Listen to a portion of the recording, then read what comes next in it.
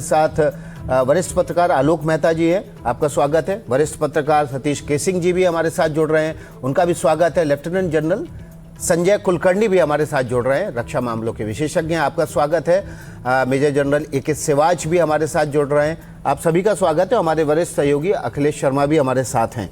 अखिलेश ने जो बात कही कि जो ऊर्जा ज़रूरतें हैं उसके लिए हमारे पास पर्याप्त भंडार भी है, हमारे पास तमाम देशों से हमने सप्लाई भी बढ़ाई है, हमने उसके खर्चों में एथेनॉल बनाकर कटौती की है, हमने उसके बिजली के मेट्रो में और ट्रेन की बिजलीकरण के ज़रिए, विद्युतीकरण के ज़रिए वहाँ पर भी बचत की है। तो घबराने की ऊर्जा ज़रूरतों में बात नहीं है, लेकिन संकट ज़रूर है। अगर लंबा खिंचेगा ये संघर्ष तो संकट बढ़ सकता है, और इसलिए हमें शांत रह के, संयम के साथ, धैर्य के साथ इस संकट से जूझने की जरूरत है, इन चुनौतियों का सामना करने की जरूरत है। सतीश केसिंग जी, आपके पास सबसे पहले आएंगे। आप किस तरह से इस भाषण को देखते हैं और संबोधन की जो मुख्य बातें हैं कि बहुत सावधान रहने की जरूरत है, उसको किस तरह से देखते हैं? देखिए, 24 दिनों के बाद प्रधानमंत्री जी देश के सामने इस प्रकार से आए, ये बहुत बड़ी जरूरत थी, बहुत बड़ी जरूरत थी। और प्रधानमंत्री जी ने देश के सामने आज स्वीकार किया कि ये अप्रत्याशित संकट है और ये लंबा चलेगा और उसमें धैर्य से चलना है। दूसरी बात जो मैं महत्वपूर्ण मानता हूं प्रधानमंत्री जी के आज के भाषण का, वो ये है कि जो डिप्लोमेसी है, शांति है, बातचीत है, यही रास्ता है और भारत ये प्रयास करेगा। और इसकी भी जरूरत है कि इस तरह का बयान दिया जाए। जैसा उन्होंने कहा कि एनर्जी और इस तरह के जो ठिकानों पर हमले हो रहे हैं, चाहे वो हॉर्मुज का ही संकट क्यों ना हो, वो स्वीकार नहीं है।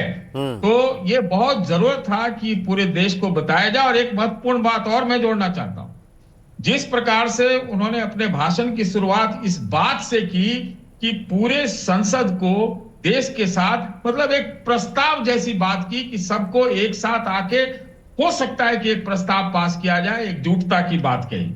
ये मैं समझता हूं जो इनके खास बिंदु थे। जहां तक भंडारण की बात, चैलेंजेस की बात, किसानों की बात, चाहे वैकल्पिक ऊर्जा की बात, ये सब तो अपनी जगह है। लेकिन मुख्य बात यही है कि संकट बड़ा है, संकट का लोग फायदा उठाने का प्रयास कर सकते हैं, इससे निपटना चाहिए। हाँ, एक दो चीज नहीं उन्होंने बोला, उसका भी मैं जिक्र करना चाहता हूं। बिल्कुल, देखिए ठीक है सतीश केसिंग जी, आपके पास लौटेंगे। आपने जो बात कही ना कि ये कहा जा रहा है कि शांति के साथ, धैर्य के साथ बातचीत की जाए और उसका हल निकाला जाए। आलोक मेहता जी, लेकिन राष्ट्रपति डोनाल्ड ट्रंप कहते हैं कि शांति के लिए भी शक्ति जरूरी है। देखिए विकास जी, ये भारत की बात है। भारत ट्रंप की बात पर क्यों कितना भरोसा करें आप, और क्या पूरा देश नहीं दुनिया समझ रही है। इसलिए मैं कहूंगा कि हाँ, शक्ति का इस्तेमाल जहां आवश्यकता होगी वहां की जाए। रक्षा के लिए की जाती है, मानव जाति की बचाने के लिए की जाती है। भारत का मैं इसलिए सतीश जी की बात को आगे जोड़ूंगा, और आपने भी जो बातें कही हैं, देखिए प्रधानमंत्री का यह संदेश केवल देश के लिए नहीं है, आज के युग में पूरी दुनिया देख रही है भारत की तरफ। ये संसद के माध्यम से कहना, और संसद में आवाज उठ रही थी अपने आप ने, हमने सबने देखा, बकायदा लोकसभा में, राज्यसभा में चिंता की जा रही थी। लेकिन एक संयम के साथ, देखिए लगातार यदि मान लो पहले दिन ही कह देते प्रधानमंत्री की चिंता की बात है, बड़ा संकट है, या दूसरे दिन, चौथे दिन, एक संयम के साथ उन्होंने देखा, पूरे काम अपना करते रहे, और कोई हड़बड़ी में न प्रतिक्रिया देनी चाहिए, मेरा ऐसा मानना है। कोई भी चीज होती है, जैसे हमने धैर्यपूर्वक उनका भाषण सुना, मेरा मतलब है कि हम उसके पहले भी प्रतिक्रिया कई लोग देने लगते हैं कि क्या बोलेंगे, ये नहीं बोलेंगे, ये बोलेंगे। मेरा ऐसा मानना है कि दुनिया में ट्रंप को ही नहीं, देखिए ट्रंप से डिप्लोमेटिक जो भी हमारे वहां पर मिशंस हैं, हमारे फॉरेन मिनिस्टर्स हैं, वो ट्रंप से नहीं तो उनके जो भी समझदार लोग हों, मैं इसलिए क्षमा करेंगे जो वहां के भी राजनयिक तो समझते हैं इस बात को, लेकिन ट्रंप के लिए तो कोई भरोसे वाली उनसे बात करने का कोई फायदा नहीं है। इसीलिए स्टारमर आप देखिए, ब्रिटिश प्रधानमंत्री, उनसे भी बात जरूर उनकी हुई। तो भारत ब्रिटेन के संपर्क में है, जापान के साथ ट्रंप की बात हुई है। तो मुझे लगता है कि आज का ये जो वक्तव्य है, ये देशवासियों के लिए तो है ही कि हम संयम से इस संकट में, और अब उन्होंने ये भी कह दिया, देखिए मैं भी ये मान रहा था कि शायद हो सकता है 1 हफ्ते 10 दिन में खत्म हो जाए। अब उन्होंने कहा कि देखिए ये लंबे समय तक चल सकता है, इसलिए हमें तैयार, लेकिन घबराइए इसलिए नहीं कि चाहे खाद हो, चाहे तेल हो, चाहे गैस हो, भारत अपनी आवश्यकता से निपटने के लिए एक होकर के निपटने की स्थिति में है। अब वो 6 महीने बाद क्या होगा या 2 साल बाद क्या होगा, इसकी भविष्यवाणी की बातें अभी नहीं हो रही, बल्कि आगे के लिए भी उन्होंने कहा कि हम आगे की आवश्यकता को पूरा कर रहे हैं। इसलिए मुझे लग रहा है कि सबसे महत्वपूर्ण संसद के जरिए ये संदेश भारतीय संसद से दुनिया के लिए है। भारत की भूमिका इस समय हम मध्यस्थ नहीं है। कहीं आपने देखा होगा कुछ देशों ने ये बात भी कही, यहां तक कि ईरान के विदेश मंत्री तक ने कही कि भारत इसको जो है वो कर सकता है, हल करा सकता है। भारत कोई मीडिएटर वैसा नहीं बनना चाहता, लेकिन पर्दे के पीछे एक कूटनीति के जरिए, जैसा उन्होंने कहा राष्ट्राध्यक्षों से बात की, इसलिए उन्होंने वेस्ट कंट्रीज का नाम नहीं लिया क्योंकि वो अपनी समस्या से जूझ रहे हैं।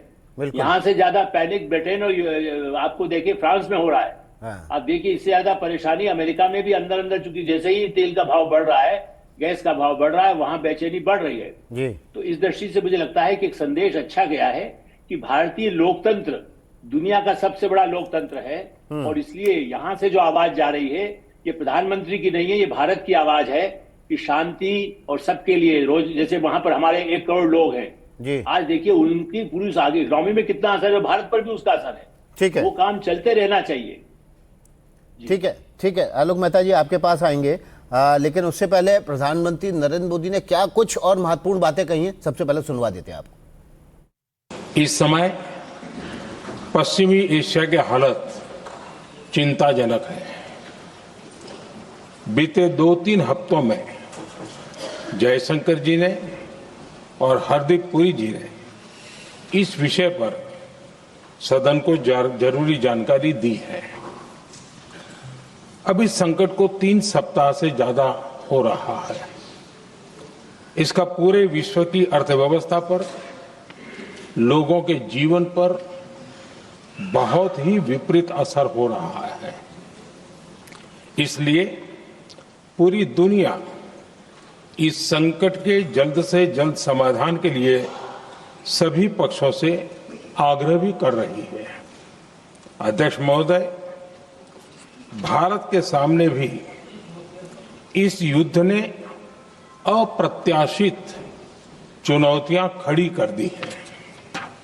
ये चुनौतियां आर्थिक भी हैं, नेशनल सिक्योरिटी से जुड़ी भी हैं और मानवीय भी हैं। तो देखिए, प्रधानमंत्री नरेंद्र मोदी ने कहा कि जो जरूरतें हैं वो आर्थिक है, सामाजिक है, व्यापारिक हैं और मानवीय भी हैं, और हॉर्मुज से एक एक जहाज का निकलना बेहद चुनौतीपूर्ण है। हमारे वरिष्ठ सहयोगी अखिलेश शर्मा हमारे साथ बने हुए हैं। अखिलेश, हमने देखा पिछले 20-22 दिनों में भारत ऐसा देश है जिसके सबसे ज्यादा जहाज, चाहे वो पीएनजी एलएनजी लेकर निकले हों, चाहे क्रूड ऑयल लेकर निकले हों, हॉर्मुज से वो भारत के तट पर पहुंचे हैं। ये एक बड़ी डिप्लोमेटिक जीत है देश के तौर पर भारत की। निश्चित तौर पर है, और इसके पीछे जो पीएम मोदी की डिप्लोमेसी है वो उसने एक बड़ा रोल प्ले किया है। जिस तरह से उनकी 2 बार ईरान के राष्ट्रपति से बात हुई, पहली बार 12 तारीख को, उसके बाद परसों भी उनकी बातचीत हुई, जिसमें कि उन्होंने ईद और नवरोज की शुभकामनाएं उनको दी थी। आपने ये देखा होगा विकास के, जब यूक्रेन रूस युद्ध हुआ था तब भी जो भारत के छात्र थे यूक्रेन में, जब उनको निकाला गया तो जिस बस के ऊपर तिरंगा लगा था उसको जाने का रास्ता दिया गया था। तो ये भारत की जो डिप्लोमेसी है, कूटनीति है, उसकी एक ताकत है और उसकी एक बड़ी जीत आप मान सकते हैं। हालांकि अभी भी दिक्कतें बनी हुई हैं, जिसका जिक्र खुद पीएम मोदी ने कहा, और उन्होंने कहा कि हॉर्मुज को रोकना इस तरह से अस्वीकार्य है कि जो जरूरत होती है उसको आप इस तरह से आवाजाही को बाधित नहीं कर सकते हैं। तो ये एक बड़ी चुनौती भारत के सामने बनी हुई है। 20 से भी अधिक अभी टैंकर हैं जो भारत आने के लिए तैयार हैं, लेकिन वो वहाँ पर फंसे हुए, तो उनको भी सुरक्षित वापस लाना, ये भी भारत के सामने एक बड़ी चुनौती बनी हुई है। लेकिन जैसा कि खुद पीएम मोदी ने कहा है, भारत ने अपनी ऊर्जा जरूरतों को डाइवर्सिफाई किया है। पहले 27 देशों से खरीदा जाता था, अब 41 देशों से खरीदा जा रहा है। कल भी जो है अमेरिका से एलपीजी का गैस टैंकर लेकर आया है, अपने मैंगलोर में आया है। तो ये दिखाता है कि भारत अपने लिए कहाँ से जहाँ भी उपलब्ध होगा वहाँ से गैस आयात कर रहा है। अल्जीरिया से भी टैंकर आने की बात कही जा रही है। तो ये सारी जरूरतें हैं जिनको पूरा किया जा रहा है। और जहाँ तक भंडारण का प्रश्न है, उन्होंने स्पष्ट किया कि पिछले 1 दशक में भारत में स्ट्रेटेजिक ऑयल रिजर्व जो है उसकी क्षमता का विस्तार किया गया है। साथ ही जो एलपीजी का उत्पादन है वो भी घरेलू स्तर पर बढ़ाने का प्रयास पूरा किया गया है। कई नई रिफाइनरियां लगाई गई हैं और इसका ये असर है कि दिख रहा है कि भारत में उस तरह का संकट एलपीजी को लेकर नहीं है जैसा कि कई पड़ोसी देशों में देखने को मिल रहा है। बिल्कुल। और अखिलेश, कल तो जब 2 टैंकर अलग अलग देशों से, रशिया से क्रूड ऑयल लेकर आया है और एलएनजी लेकर आया है अमेरिका से, 2 देश जो कि साउथ पोल और नॉर्थ पोल कहे जाते हैं, दो ध्रुव कहे जाते हैं दुनिया में, वहां से भारत लाने में सक्षम हुआ है। ये बड़ी डिप्लोमेटिक विन के तौर पर इसको देखा जा रहा है। लेकिन मैं लेफ्टिनेंट जनरल संजय कुलकर्णी का रुख करना चाहूँगा। कुलकर्णी साहब, तिरंगे की ताकत जो है वो हॉर्मूज में ही दिखाई दे रही है और प्रधानमंत्री ने भी अपने भाषण में इसका जिक्र किया है। विकास जी, बहुत बहुत धन्यवाद। इस पे कोई शक नहीं कि क्या भारत की ताकत है, उसका प्रदर्शन और उसको देखने में पूरा देश और पूरा अपना मैं कहूँगा ये पूरी दुनिया देख रही है कि भारत क्या माने हैं और किस प्रकार से भारत के रिश्ते सब देशों के साथ अच्छे हैं। जो माना जाता था कि झुकाव है, ये है, ऐसे कुछ नहीं। ईरान के साथ बात करके जिस तरीके से स्ट्रेट ऑफ हॉर्मुज में इतनी दिक्कत कि कोई भी नहीं निकाल सकता, भारत के टैंकर्स आए, जिस प्रकार से लेखा जोखा प्रधानमंत्री ने दिया कि हम लोगों के पास क्या है, अभी तक क्या था, पिछले दशक में हम लोग कहाँ थे, आज की तारीख में हम कहाँ हैं, और इसके कारण कहीं पर भी किसी प्रकार की कोई भी रूमर्स नहीं फैलने चाहिए। इसलिए बहुत जरूरी है कि क्या क्या प्रयास भारत कर रहा है, किस प्रकार से वो खुद बातचीत कर रहे हैं, किस प्रकार से उन्होंने 2 बार लगातार खाड़ी के देशों में हेड्स ऑफ स्टेट से बातचीत की है। ये साफ दर्शाता है कि चाहे कहीं पर भी शांति में शक्ति का प्रयोजन हो रहा हो, लेकिन ये मानते हैं कि युद्ध नहीं, ये शांति का युग है और बातचीत के द्वारा ही सुलझाया जा सकता है। और इसलिए बहुत जरूरी था ये, मुझे लगता है ये जो एड्रेस था, ये संबोधन था, लेखा जोखा प्रधानमंत्री ने दिया, मुझे लगता है पूरे भारतीयों ने सुनना चाहिए कि हम लोग कहाँ खड़े हैं। जब विश्व में पूरे जगह पे इतना हाहाकार मचा हुआ है, अपने पड़ोसियों के यहाँ हाहाकार मचा हुआ है, और भारत के अंदर जिस प्रकार से, चाहे वो तेल को लेकर के हो या गैस को लेकर के हो या यूरिया को लेकर के हो या अपने फर्टिलाइजर्स को लेकर, सब कुछ मतलब कंट्रोल में है। और हम लोगों ने ये यकीन करना है, और उन्होंने बार बार कहा कि इंटरनल सिक्योरिटी को लेकर के भारत के अंदर ऐसे लोग होंगे जो इस प्रकार का अफवाह फैलाने की कोशिश करेंगे, एक तरीके से अशांति फैलाने की कोशिश करेंगे, उनके ऊपर हमने निगरानी रखनी है, यकीन करना है, चाहे वो पोस्टल सिक्योरिटी है। बीच में रोकूंगा संजय कुलकर्णी जी आपको। देखिए, इस वक्त एक बड़ी खबर आ रही है, हॉर्मुज के रास्ते भारत आ रहे हैं, 2 और एलपीजी टैंकर हैं, पर्शियन गल्फ से रवाना हो चुके हैं। इस वक्त की बड़ी खबर यह है कि हॉर्मुज के रास्ते भारत से 2 और एलपीजी के टैंकर आ रहे हैं। पर्शियन गल्फ से ये दोनों टैंकर रवाना हो चुके हैं। जगवसंत और पाइन गैस टैंकर भारत के लिए रवाना हुए हैं। 2 नाम के, जगवसंत और पाइन गैस टैंकर, ये 2 नाम के टैंकर वहां से रवाना हो चुके हैं। इस वक्त की बड़ी खबर देखिए, जब प्रधानमंत्री नरेंद्र मोदी भाषण दे रहे थे और ये बता रहे थे, संबोधन कर रहे थे लोकसभा को, और ये बता रहे थे कि भारत कहाँ स्टैंड करता है, भारत के हॉर्मुज से जो टैंकर हैं वो निकल रहे हैं, हमारे पास कितने स्ट्रेटेजिक मीट्रिक टन भंडार है, कितने देशों से हम मंगा रहे हैं। उसी बीच ये भी खबर आ रही है कि हॉर्मुज के रास्ते भारत के लिए 2 और एलपीजी के टैंकर रवाना हुए। पर्शियन गल्फ से ये टैंकर रवाना हो चुके हैं। जगवसंत और पाइन गैस टैंकर रवाना हो चुके हैं। देखिए, सैनलॉग, शिवालिक, नंदा देवी ये पहले ही आ चुके हैं। कल भी 2 टैंकर रशिया से और अमेरिका से भारत पहुंचे, एक एलएनजी लेकर और एक क्रूड ऑयल लेकर। विजय जनरल एके सहवाग, माफ कीजिएगा आपको काफी इंतजार करना पड़ा, लेकिन देखिए भारत की जो ताकत है वो हॉर्मुज में भी दिख रही है, दुनिया के विरोधी देशों में भी दिख रही है। और प्रधानमंत्री ने ही बता दिया कि हम इंटरनली ऊर्जा जरूरतों के तौर पर हम काफी सुरक्षित हैं। हमारे पास 53 lakh metric ton reserve oil है और इसको हम 65 लाख मीट्रिक टन और ज्यादा बढ़ाने की कोशिश कर रहे हैं। हमारे पास ऊर्जा के पर्याप्त भंडार हैं, लेकिन उसके बावजूद शांति और संयम और धैर्य के साथ आगे बढ़ने की जरूरत है। हाँ बिल्कुल, देखो विकास, इस पर कोई शक नहीं कि जिस प्रकार से जो प्रधानमंत्री ने देशवासियों को एड्रेस किया और उनको बताया कि किस प्रकार से भारत हर एक चुनौती के लिए तैयार है। अगर आप ऑयल की बात करें तो हमारे से 50 से 74 दिन का ऑयल रिजर्व है और ये काबिल तारीफ है। अगर आप देखें साउथ एशिया में जो दूसरी कंट्रीज है उनको मारा मारी है, और भारत एक इकलौता देश है जिसके ऑयल रेट अभी भी वही हैं जो पुराने थे। और ये भी सच्चाई है, जो गैस की बात आती है, ये सच्चाई है कि एलपीजी 60% हम जो कतार से लेते थे, मगर उसको हमने अभी डाइवर्सिफाई किया है। और सबसे इंपॉर्टेंट चीज है 20 से 25% डोमेस्टिकली हम और इंक्रीज कर दिया है उसकी प्रोडक्शन। तो मुझे लगता है चारों तरफ से अगर आप देखें, जैसे प्रधानमंत्री ने 3 चीजें बहुत इंपॉर्टेंट बताई, एक तो मिड टर्म और शॉर्ट और लॉन्ग टर्म में क्या इफेक्ट होगा और हमने क्या रेमेडियल मेजर ले, ये करना बहुत जरूरी है। दूसरा कि ये बताया कि स्टेट गवर्नमेंट और सेंट्रल गवर्नमेंट जो है उनका तालमेल अभी बहुत जरूरी है।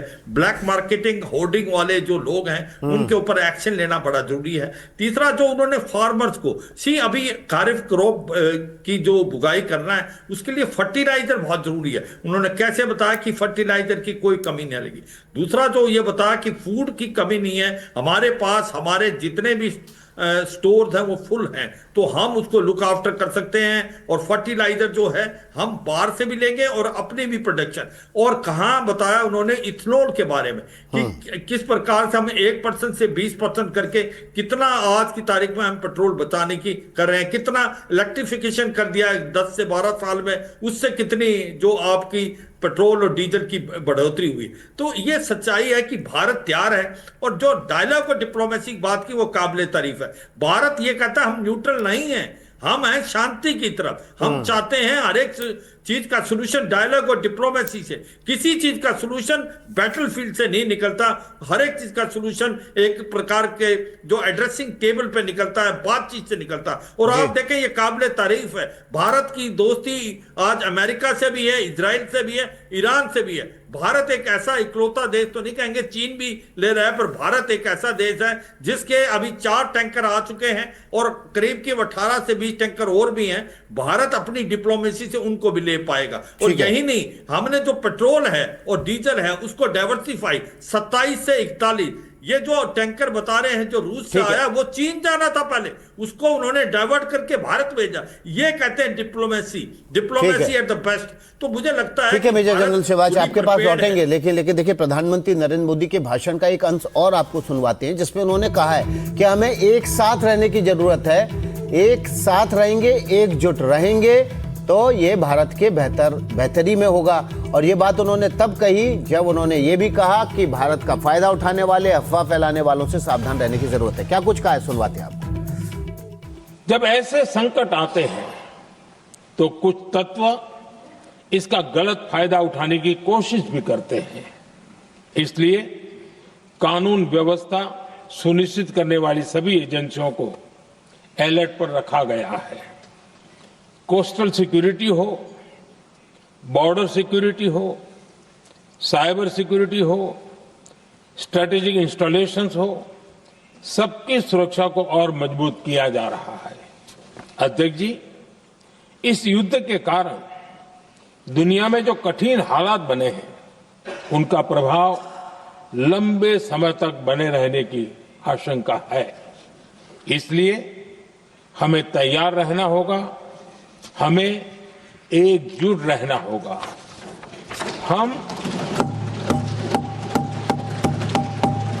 हम कोरोना के समय भी एकजुटता से ऐसी चुनौतियों का सामना कर चुके हैं। अब हमें फिर से उसी तरह तैयार रहने की आवश्यकता है।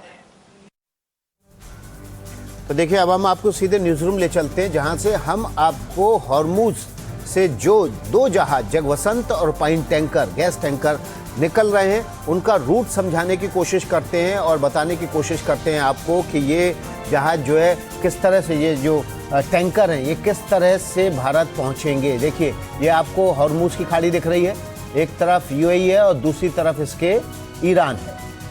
और हम आपको इस कोस्ट लाइन पर ले जाने की कोशिश करते हैं जहां से ये दोनों जहाज जो है, दोनों टैंकर जो है निकलेंगे। ये जो आपको मोहाना निकला हुआ दिखाई दे रहा है ये यूएई का है और इसी के ऊपर से ये 2 टैंकर जगवसंत और पाइन गैस, ये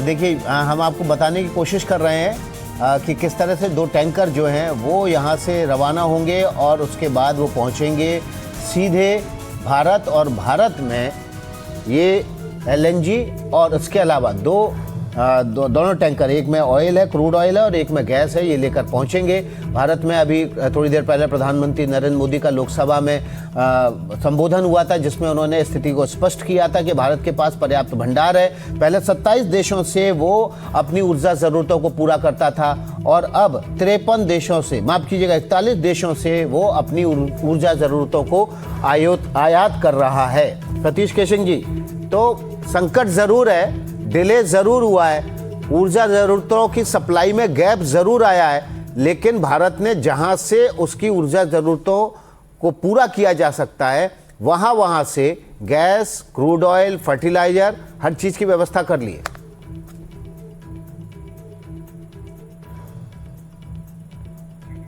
सतीश केसिंग जी, आपको आवाज मिल रही है? आपने म्यूट किया हुआ है सतीश केसिंग जी, अगर अनम्यूट कर लें और उसके बाद अगर आप मेरे सवाल का जवाब दें। बिल्कुल अनम्यूट है। देखिए विकास जी, प्रधानमंत्री का ये भाषण बड़ा जरूरी था देश के लिए। अच्छा ये होता कि थोड़ा जो आजकल बताया तो है, उन्होंने कहा है कि कुछ जरूरत पड़ी तो लोगों को मदद की जाएगी, कुछ पैकेज भी दिया जा सकता है, उसकी भी घोषणा करते तो ज्यादा अच्छा होता है, लेकिन उससे बातचीत चल रही है, ऐसा भरोसा दिया है, किसानों को भी भरोसा दिया है। मैं अपने तरफ से एक चीज का उम्मीद कर रहा था, और नहीं भी तो मैं चाहूंगा कि देश के प्रधानमंत्री या हमारी देश की सरकार इसका जवाब आगे जरूर दे कि रूस के तेल को लेकर और अमेरिका के साथ वर्तमान परिस्थितियों में जो हालात पैदा हुआ है उसमें ट्रेड डील लेकर, ट्रेड के डील को लेकर हमारी क्या पॉलिसी अब रहेगी। तो ये तो है कि अभी देखिए रूस का तेल बहुत काम आ रहा है, और रास्ता भी कोई हॉर्मुज से नहीं आता, तो वो देखना है भाई। अमेरिका का जो तेल है बहुत दूर पड़ता है, तो हमें कुछ चीजों के ऊपर बहुत साहस दिखा करके काम करना है। आपको आज पता होगा कि आज चीन और रूस ने 2 बयान जारी किए हैं, वो बहुत महत्वपूर्ण है, और उसमें प्रधानमंत्री मोदी जी का जो बयान है वो भी उसको और महत्वपूर्ण बना देता है। लंबे संघर्ष के लिए भारत को तैयार रहना पड़ेगा, ये बात बिल्कुल सच है। बिल्कुल। आलोक मेहता जी, आपके पास आएंगे और ये समझने की कोशिश करेंगे जो सतीश केसिंग जी कह रहे हैं कि बहुत हिम्मत दिखाने की ज़रूरत है ट्रेड डील को लेकर भारत को। इस माहौल में जब मिडिल ईस्ट, पश्चिम एशिया में ज़बरदस्त तनाव है, ज़बरदस्त ऊर्जा ज़रूरतों पर दुनिया भर की संकट मंडराया हुआ है, तब डिप्लोमेसी की, कूटनीति की ज़्यादा ज़रूरत है और या साहस और हिम्मत की? देखिए विकास जी, इससे पहले एक लाइन में जरूर, चूंकि अपने काफी बड़े दर्शक देखते हैं किस तरह से अफवाहें उड़ती हैं। बहुत सीनियर एक मैनेजर जो है, उन्होंने कल रात मुझे मैसेज आया वहां से, दक्षिण भारत से, मैं इसलिए ज्यादा पहचान उनकी न लगे इसलिए बताना चाहता हूं। कहा कि बंबई में बिल्कुल पेट्रोल डीजल संकट हो गया, वहां सब खाली है, कहीं कुछ मिल नहीं रहा है। अब मैंने उनको यही जवाब दिया कि भाई ऐसा होता तो कहीं हमारे भी बंबई में इतने परिचित हैं, सारे मित्र हैं, रिश्तेदार हैं, ऐसा नहीं हो सकता। लेकिन उनको भी उनके भी जो कंपनी के चेयरमैन वगैरह उन्होंने इन्फॉर्म किया था। आप इससे अंदाज लगाइए कि कैसे अफवाहें चलती हैं। इसलिए जब हमें लड़ना है दुनिया से, ऐसी परिस्थिति से, वैश्विक संकट में, तो जो समझदार, जो गरीब आदमी है, उसको यदि आप अफवाह फैलाते हैं तब तो उसको परेशानी होती ही है। लेकिन यदि फाइनेंशियल सेक्टर में, कारपोरेट सेक्टर में भी यदि अफवाहें ऐसी चले, इसलिए मुझे लगता है कि प्रधानमंत्री ने उसका हल्का मैंने जिक्र भी किया, किसी पर वो टिप्पणी नहीं की, और इसीलिए मैं भी इसी तरह किसी का नहीं बताया। लेकिन दक्षिण भारत में यदि कोई कहे, चाहे वहां चुनाव का कारण हो, जो कारण हो मैं नहीं जानता, लेकिन वो कोई राजनीतिक व्यक्ति भी नहीं थे। ऐसी स्थिति में एक तो ये, और दूसरा जो आपने कहा कि डील जो है, मैं फिर से कहूंगा, सतीश जी तो बहुत अनुभवी हैं, देखिए इस तरह की चीजें लंबे समय तक चलती है। इस समय जो संकट है वो डील एक तरफ रह जाएगा, अभी वो डील में जो होना है। ठीक है आलोक जी, आपके पास लौटेंगे, अभी एक छोटा सा ब्रेक ले रहे हैं, और ब्रेक से पहले आपके सामने हम रख रहे हैं हेडलाइंस, और फिर 3 बजे के शो को यहीं से जारी रखेंगे। तो सबसे पहले देख लेते हैं हेडलाइंस।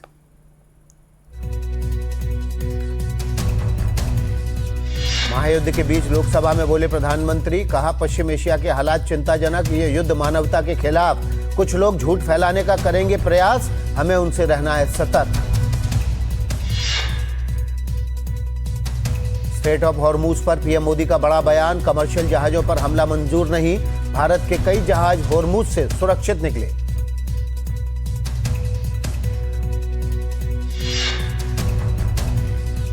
ट्रंप के अल्टीमेटम के 24 घंटे से भी कम का समय बाकी। हॉर्मुज नहीं खोलने पर दी ईरान के पावर प्लांट पर हमले की धमकी।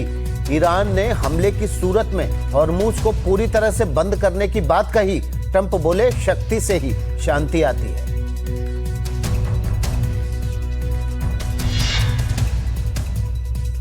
हॉर्मुज स्ट्रेट पर रूसी उप विदेश मंत्री का बड़ा बयान। यूएस इजराइल की वजह से हॉर्मुज के ऐसे हालात। बुशेयर परमाणु ऊर्जा संयंत्र में स्थिति शांत। उम्मीद है ट्रंप समझदारी दिखाएंगे।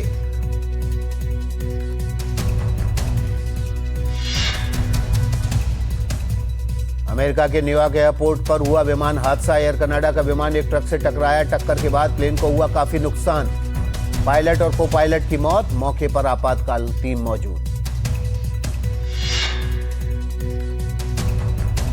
युद्ध के कारण सोने चांदी में भारी गिरावट। चांदी 26,000 तो सोना 14,000 रुपए गिरा। शेयर बाजार में भी आई गिरावट।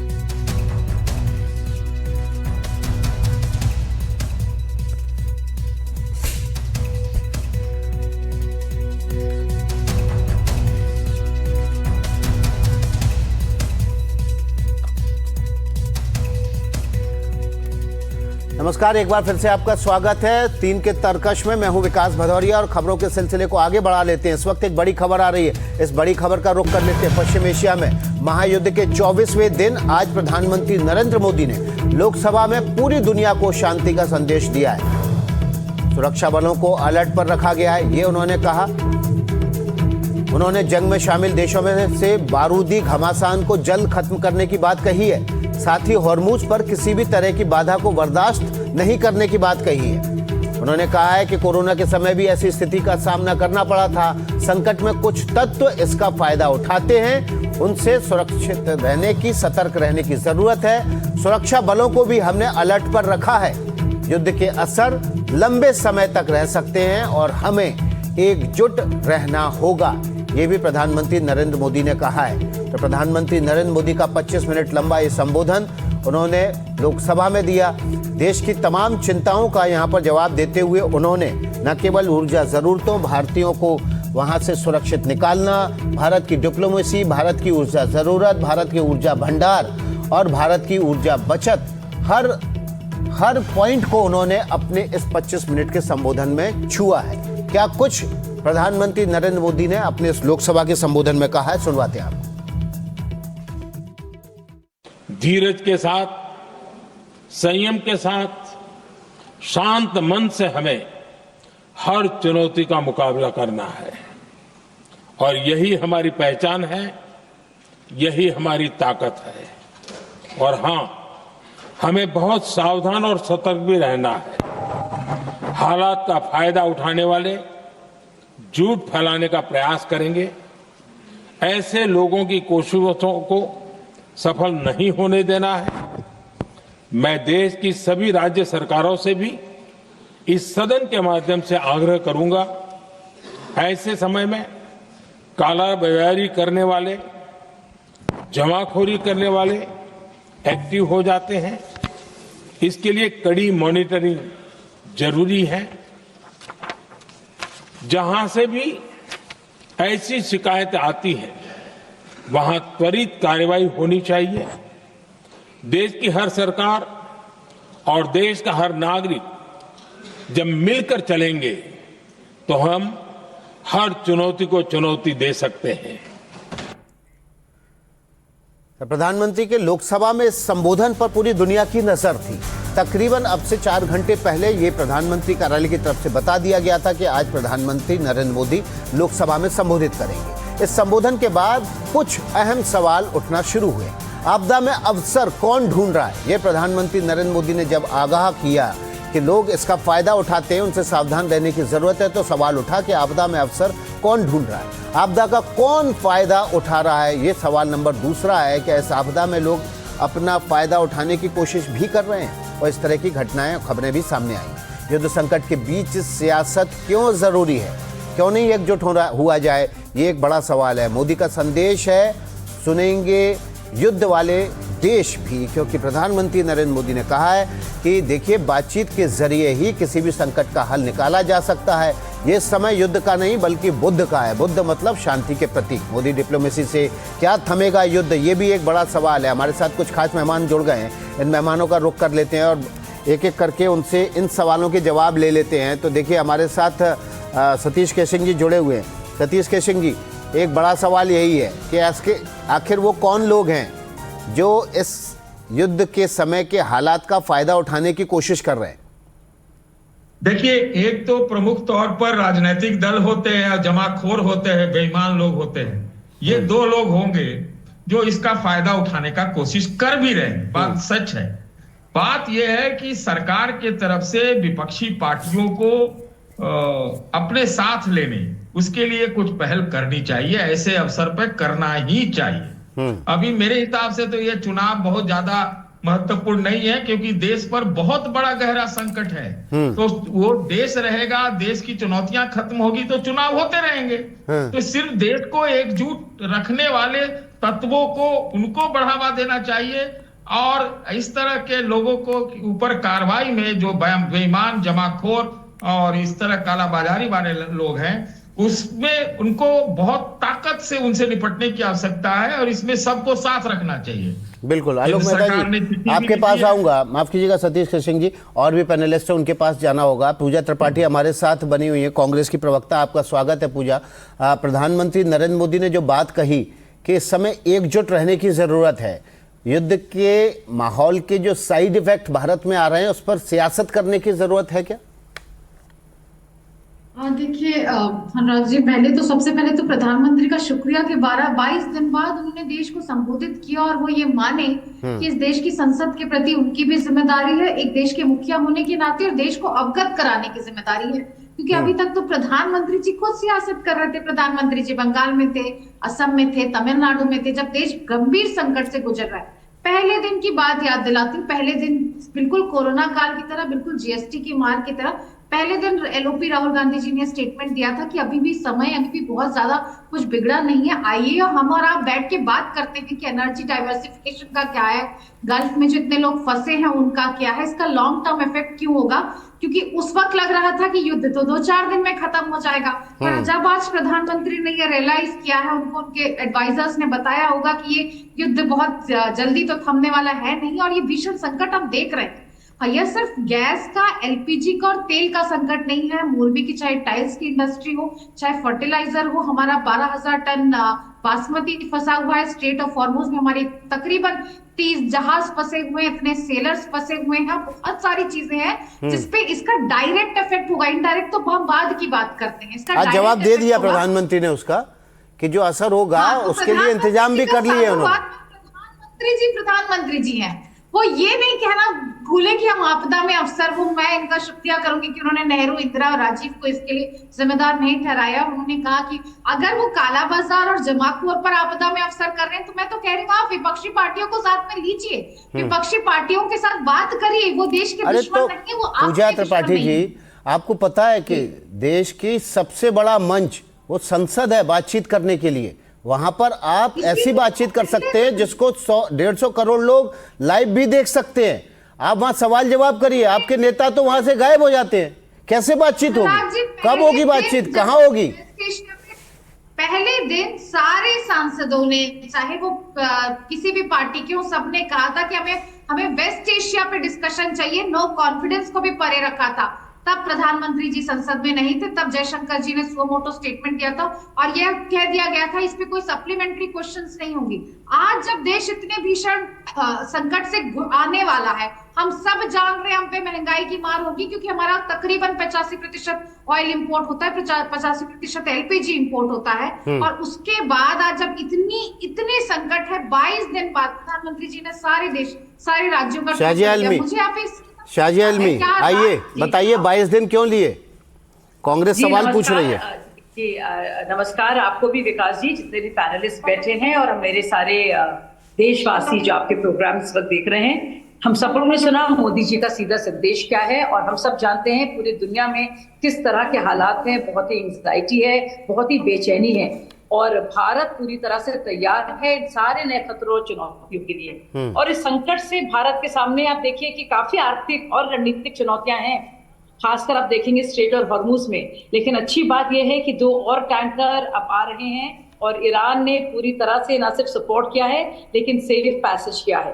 प्रधानमंत्री जी की बात हमने सुनी, अब बहुत ही हम लोग खुश नसीब भी हैं और इस बात के लिए हमें शुक्रिया भी अदा करना चाहिए कि 3,75,000 भारतीय सुरक्षित पहुंचे हैं। तो जो भी हमारी एजेंसियां हैं, जो भी लोग सेवा इस वक्त कर रहे हैं, जो भी फ्लाइट्स देख रहे हैं, उन सब के लिए इस ऐसे मौके लेकिन पर कांग्रेस सवाल पूछ रही है शाजिया, कांग्रेस सवाल पूछ रही है कि 22 दिन क्यों लग गए, पहले क्यों नहीं बयान दिया आपने? देश संकट से गुजर रहा है।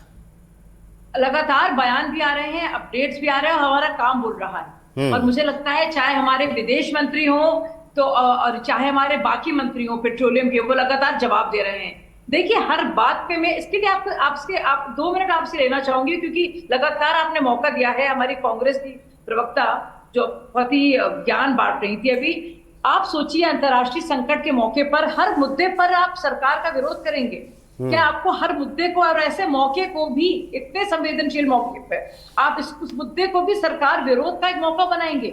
संदेश क्या है? देश पहले है, राजनीति बाद में है।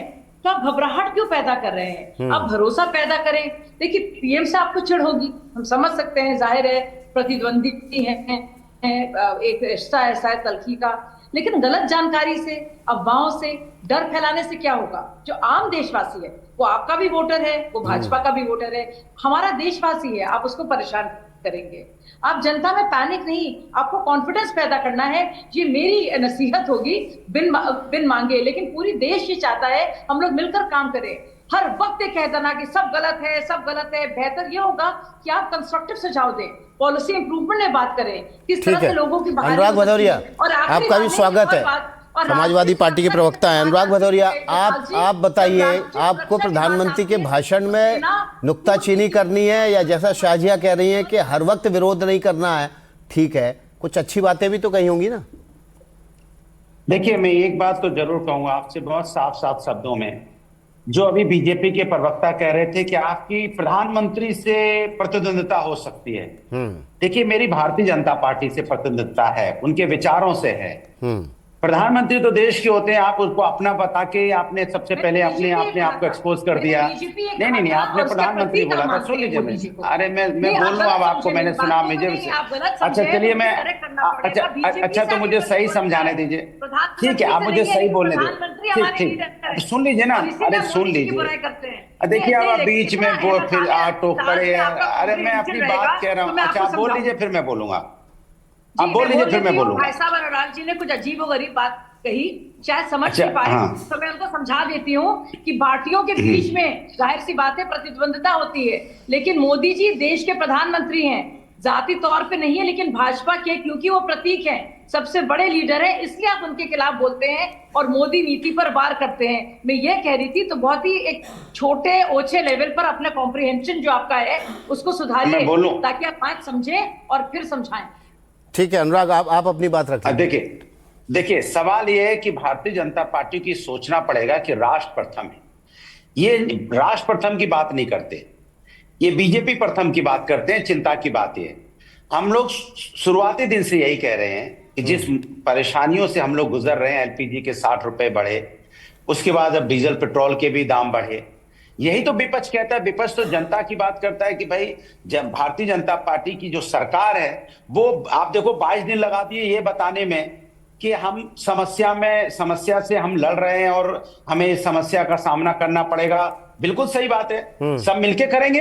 विपक्ष तो हमेशा साथ खड़ा होता है। जब ऑपरेशन सिंदूर था तब भी विपक्ष आपके साथ खड़ा था, जब भी कोई यहाँ कोरोना है तब भी विपक्ष आपके साथ खड़ा था। लेकिन आपकी जब सरकार की नाकामी होती तो आप क्या कहते हो कि जनता को हम परेशानी में छोड़ दें? जो वहां सिलेंडर की लाइनें लगी, हम उस पर सवाल ना पूछें आपसे? जो यहाँ पे जिस तरह से एलपीजी की गैस की किल्लत है, हम उससे सवाल ना पूछें? अगर यहाँ डीजल पेट्रोल का दाम बढ़ जाए, हम आपसे सवाल नहीं पूछें? हम आपसे सवाल नहीं पूछें कि आपने रसिया से तेल खरीदना क्यों कम कर दिया अमेरिका के कहने से? क्या हम सवाल पूछना बंद कर दें? हम आपसे सवाल नहीं पूछें कि आप वहां पे जिस तरह सुप्रीम लीडर की मौत हुई थी ईरान में, तो आपने उससे शोक संदेश क्यों नहीं दिया? क्या हम सवाल नहीं पूछे? हम सवाल नहीं पूछे कि 163 बच्चियों की मौत हो गई थी उस हमले में ईरान के? आप हमसे सवाल नहीं पूछे? स्टेट ऑफ हार्मोन्स की बात करनी पड़े ना। स्टेट ऑफ ऑर्गन्स की हमें बात करनी पड़ रही है ना। ये सवाल पहले से पूछ रहे थे, ईरान से हमारे रिश्ते अच्छे होने चाहिए। मुश्किल की घड़ी है, सच बोलिए। ईरान मुश्किल की घड़ी है, सच बोलिए, झूठ ना फैलाइए। ना इजराइल से झूठ फैला रहे हैं, संबंध बना के रखने चाहिए। लेकिन सवाल है जब हमें तीनों से संबंध बना के रखना है तो हम यही सवाल विपक्ष आपको बताता है, झूठ क्यों बोल रहे हैं? नहीं फैलाता है विपक्ष, आपको आईना क्यों देशवासियों को परेशान कर रहे हैं? हर मौके की बात करेंगे आप। हम पहलगाम की घटना होती तो झूठ बोलेंगे भाई साहब, बार-बार आप झूठ बोलते हैं। सिंदूर उजड़ जाएगा आपका, झूठ निकलता है। ऑपरेशन सिंदूर होगा, आपके साथ खड़े दिखाई देंगे, लेकिन आपके नेता कह देंगे कि नहीं सूफिया कुरैशी आतंकवादी की बहन बता देंगे। फिर आप कहेंगे कि नहीं जब मुसीबत आती है तो मौका पड़ता है, ऐसा नहीं। ठीक है देखिए अब है ना, अब ऐसा हो रहा है कि किसी को कुछ नहीं सुनाई दे रहा है। बोल के देखिए अनुराग आपको भी बीच में रोकूंगा, शाहजिया आपको भी बीच में रोकूंगा, क्योंकि आप लोगों की तू मैं में किसी को कुछ नहीं समझ में आ रहा है, दर्शक तक आपकी बात नहीं पहुंच रही है, इसलिए आपके बजाय मैं न्यूट्रल वॉइस पे चलता हूं। आलोक मेहता जी की तरफ चलते हैं। आलोक मेहता जी देखिए, आलोक मेहता जी एक बड़ा सवाल ये है कि ऐसे समय में जब तमाम तू मैं हो रही है, लगातार ये बात कही जा रही है कि एकजुट रहने की जरूरत है, लगातार ये कहा जा रहा है कि युद्ध का माहौल है, उसका असर आएगा यहाँ पर, और उसके बावजूद प्रधानमंत्री के संबोधन के बावजूद एक दूसरे पर छिटाकशी रोकने का नाम नहीं ले रही। देखिए विकास जी, आप और हम तो खैर तटस्थ हैं, इसलिए हम तो यही कहेंगे उनका जो पूरा अधिकार है वो कहे। हाँ, चैनल पर और लोगों को, जनता को समझाए। मैं दोनों अपने सब तीनों मेहमान हमारे हैं और उनके माध्यम से, बल्कि देश के और पार्टियों के जो नेता हैं, मैं तो ये कहना चाहता हूं कि भारतीय जनता पार्टी कहती है हमारे 10 करोड़ से ज्यादा सदस्य, उसलिए मेरा ऐसा मानना है कि इसमें सामाजिक जिम्मेदारी भी है। राजनीतिक दल अपना है, चुनाव हो न हो जैसी स्थितियां हर राज्य में, तो चुनाव अभी है नहीं, इसलिए मुझे लगता है कि पार्टियों, कांग्रेस की भी आज भी तीनों राज्यों में सरकारें हैं, यदि अफवाहें फैलती है, यदि गलतफहमी फैलती है तो उन राज्यों में भी गड़बड़ होगी, तो उसकी जिम्मेदारी उनके मुख्यमंत्रियों को भी होगी। कहीं कम्युनिस्ट की सरकार है, कहीं किसी और पार्टी की सरकार है, भारतीय जनता पार्टी की सरकारें अधिक जिन राज्यों में है ही। इसलिए मुझे ऐसा लगता है कि एक और अपील की आवश्यकता इस रूप में, जो हम लोग जो मीडिया बीच के लोग हैं, जिसको कह सकते हैं कि हमारा किससे लेना, हम सबसे ही आग्रह करें। आज लोहिया जी का याद किया गया संसद में, लोकसभा में, इस भाषण सभा में, तो मुझे ऐसा लगता है कि जिस तरह की स्थितियां हैं उसमें सभी पार्टियां अपने वर्कर्स को भी लगा दें यदि, तो संकट ज्यादा आसान हल होगा। केवल सरकारें कोई संकट हल नहीं कर सकती, चाहे वो लाल बहादुर शास्त्री जी को याद करिए, या इंदिरा जी को याद करिए, या मनमोहन सिंह जी को याद करिए, या किसी भी संकट में जब सारी पार्टियां, उनकी जिम्मेदारी क्या, हम आपको क्यों बात कर रहे हैं कि हम तो जिम्मेदार हों, जैसा मैंने अभी आपको उदाहरण दिया, कोई अफवाह हमारे माध्यम से न फैला सके, तुरंत हम उसको स्पष्ट कर रहे हैं कि नहीं भाई, मुंबई में ऐसा नहीं कि पेट्रोल मिलना बंद हो गया है। तो मेरा निवेदन यही है कि पार्टियां अपने विवाद संसद में जरूर, इसके बाद बहस हो सकती है जो उनके, और दूसरी यही बात तो कही गई कि तुरंत यदि प्रतिक्रिया सरकार की, देखिए संपादक या राहुल जी यदि मौजूद नहीं है, इसका मतलब नहीं कि आप जो बोल रहे हैं वो गलत होगा। हमेशा एक संयुक्त जिम्मेदारी है, जहां राहुल जी, मतलब राहुल कंवर कह रहा हूं मैं राहुल गांधी नहीं कह रहा हूं। मेरा कहना है कि यदि उनको प्रतिनिधित्व कोई भी करता है, हम नहीं, आपने जो किसी कह दिया कि वो संसद में नहीं थे, मैं हो सकता है कहीं बैठ के सुन रहे हो, मैं तो उसको भी मानता हूं। उनकी पार्टी की तरफ से कल राज्यसभा में बोलने वाले हैं, इसके पहले जयशंकर बोले हैं, हरदीप पुरी जो डिप्लोमेट हैं वो भारत सरकार में, कांग्रेस सरकार में भी रहे हैं बहुत महत्वपूर्ण पदों पर, उन्होंने दोनों नाम लिए कि कैसे पेट्रोलियम के लिए, देखिए डिप्लोमेसी ने भी काम किया है। बिल्कुल, जो बात आपने कही ना, जो बात आपने कही आलोक मेहता जी, पूजा त्रिपाठी का रुख कर लेते हैं। पूजा जी, जो बात आलोक मेहता जी कह रहे हैं कि चाहे जवाहरलाल नेहरू का समय हो, चाहे इंदिरा गांधी का समय रहा हो, चाहे फिर किसी भी प्रधानमंत्री का समय रहा हो, जब जब अंतर्राष्ट्रीय संकट पैदा हुए हैं, उसका असर देश पे आया, तो पूरा देश जो है एकजुट हुआ है। सभी राजनीतिक दलों ने एकजुटता के साथ सरकार के साथ कंधे पे कंधा मिलाकर उसका साथ दिया है।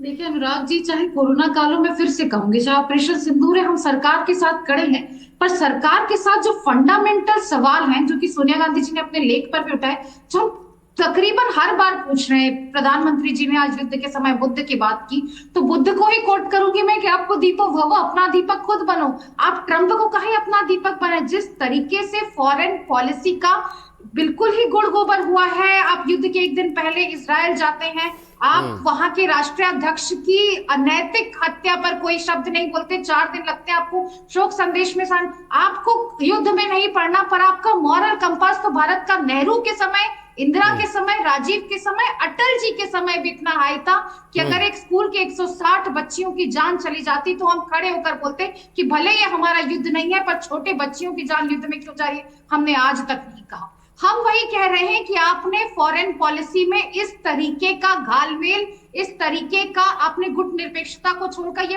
पथ अपनाया कि जिस ईरान से हमें इंडियन करेंसी में, हमारे फॉरेन करेंसी पे भी असर नहीं पड़ता था अनुराग जी, जिस ईरान से हमने इंडियन करेंसी में ट्रेड किया, वह ईरान का एम्बेसडर आज एक इंटरव्यू में कह रहा है कि भारत सरकार को शुक्रिया नहीं कहूंगा, मैं भारतवासियों को शुक्रिया करूंगा, इसलिए मैं स्ट्रेट ऑफ फॉरमोस्ट कह रहा हूं क्योंकि हमारी बहुत पुराना रिश्ता है। तो आप डिप्लोमेसी की भाषा भी सीखिए। अगर आज प्रधानमंत्री जी बुद्ध की बात करते तो बुद्ध ने कहा था कि सत्य के साथ खड़ा होना सबसे बड़ा धर्म है, और आज आप हम जो है गुट निरपेक्षता के टाइम से कोल्ड वॉर में हमने कोई कीमा नहीं अपनाया, हम हमेशा सत्य के साथ खड़े रहे, या जाने बिना कि वो कितनी बड़ी या कितनी छोटी ताकत है, हमने उसको पूरी तरीके से आग लगा दिया। हमने जिस तरीके से इस फॉरेन पॉलिसी में इस युद्ध को अपने बैकयार्ड में बुलाया है, या बात देने लायक, और इस पे भी विपक्ष सवाल करेगा, क्यों ना करे विपक्ष सवाल, क्योंकि आज यह सिर्फ एलपीजी संकट की बात नहीं है, यह फॉरेन पॉलिसी की भी बात है, और इसीलिए हम सदन में चाहते थे।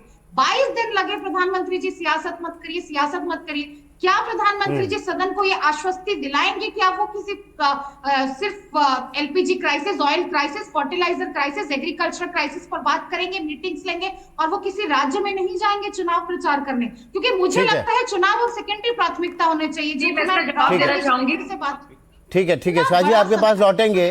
अनुराग भदौरिया वापस लौट आए हैं। देखिए ये जल्दी बागी हो जाते हैं, बागियों के इलाके के है ना, नाराज होके चले गए थे, अब देखिए मुस्कुराते हुए आए हैं, ये अच्छा संकेत है। हम किसी के बीच में नहीं बोले, हमने सबकी बात सुनी, और हम लोग जूम पे जुड़े हुए हैं, उसमें भी बीच में कूद पड़ रहे हैं बीजेपी प्रवक्ता। ऐसा नहीं होता है, डिबेट का तरीका होता है। ठीक है, आप अपनी बात रखें। सवाल देखिए, मैंने पहले ही बोला था कि एक विदेश नीति पे हम लोग बार बार एक सवाल उठाते हैं कि विदेश नीति ऐसी होनी चाहिए जिससे देश का भला होता हो, लेकिन भारतीय जनता पार्टी को लगता है कि विपक्ष जो है वो राष्ट्र की बात नहीं करता, विपक्ष हमेशा राष्ट्र की बात करता है।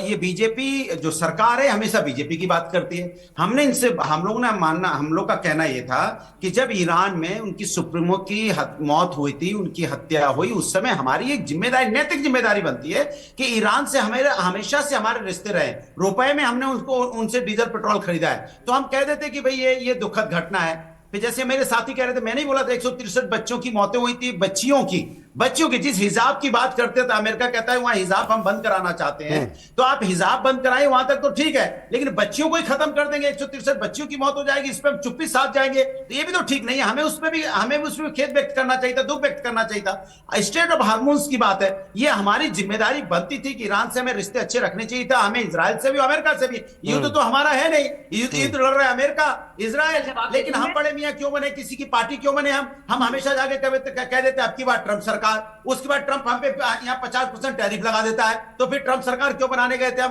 फिर ट्रंप उससे घटता है तो हमारे पास 25% आज भी हमारे पर लगा के फिर 18% पे आ जाता है। और सुनिए, सोलर पे भी 125% का टैरिफ लगा के रखा है। आज पहले 2-3% का टैरिफ होता था, आज 18% का टैरिफ है। तो भाई ऐसे अमेरिका और अपने कंडीशन पे हमारे साथ वो ट्रेड एग्रीमेंट कराता है। तो सवाल है, हम ये नहीं कहते कि आप अमेरिका के खिलाफ हमें रहना है, हम ये नहीं कहते कि हमें इजराइल के खिलाफ रहना है, हमें ये कूटनीति ऐसी अपनानी है कि हमें सबका रहना है। भाई जब हमारा झगड़ा नहीं है तो हम क्यों बेवजह अपना झगड़ा ले ले ईरान से?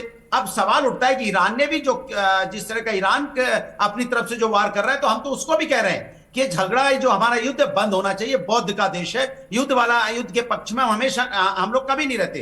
तीसरी बात, आपको 22 दिन लग गए सरकार को ये बताने के लिए, अपनी समस्या बताने के लिए। विपक्ष एक सेकंड, विपक्ष पहले दिन से बता रहा है कि भाई ये समस्या खड़ी होगी आगे चल के, फिर यहाँ पेट्रोल डीजल के भी दाम बढ़ेंगे, बढ़े ना, एलपीजी के दाम बढ़े ना 60 रुपए। तो सवाल यह है कि हमारा जो छोटा लोग हैं, जो कमजोर लोग हैं, वो गैस सिलेंडर कैसे खरीद पाएंगे? करेंगे नहीं, आप लोग अफवाह फैला रहे हो। तो मैं तो आप ही सवाल पूछ दूंगा, विकास जी, आपका ही चैनल यहाँ पे सिलेंडर लाइन लगे दिखाई दे रहा है, तो इसके मतलब आप अफवाह फैला रहे हैं जो सिलेंडर की लाइन लगी हुई है। हम तो आप ही सवाल पूछेंगे, बीजेपी कहेगी अफवाह फैला रहे हैं, तो आपका चैनल ही अफवाह फैला रहा है, इसके मतलब जो लाइन दिखाता है सिलेंडर की लाइन लगी हुई है। तो सवाल ये ठीक नहीं है कि कोई अगर सही सवाल सत्ता पक्ष से पूछता है तो उसको कहते हैं अफवाह फैला रहे हैं। अरे विपक्ष की जिम्मेदारी निभा रहा हूं, और जो जनता की प्रॉब्लम है वो सरकार के सामने रख रहा हूं। अब शाहजी आप चाहती तो बात, शाहजी अपनी बात रख दीजिए। अनुराग आपका हो गया, अब शाहजी कांग्रेस और समाजवादी पार्टी के प्रवक्ताओं को चीखते चिल्लाते हुए बहुत देर तक आपने उनको वक्त दिया है।